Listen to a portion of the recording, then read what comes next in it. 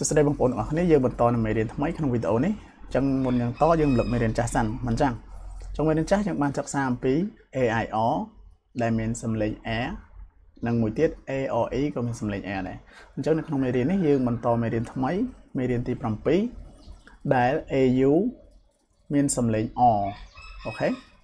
អក្សរ AU គឺស្រៈ o មានសំឡេង o អញ្ចឹងយើងប្រកបទាំងអស់គ្នាពាក្យទី1 C K AU O K O K SE ដូចតែ S ដែរមិនចឹងសអញ្ចឹង K និងស cos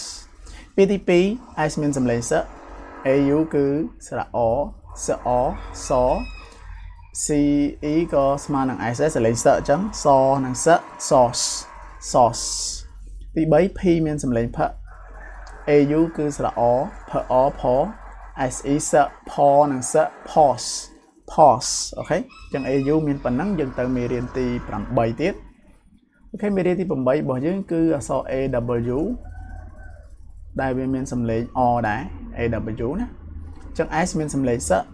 AW O ស O សអូខេសពាក្យទី2គឺ D មានសំឡេង D O មានសំឡេង R D R dr AW O dr O draw ពាក្យទី3របស់យើងគឺ Y មានសំឡេងយ AW O J O YO N យ៉និងណ yawn alright គេមេរៀនទី7 AU សំឡេង O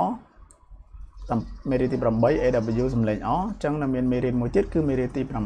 9 AR ឬក៏ AR សំឡេង A ពាក្យទី1 C សំឡេង K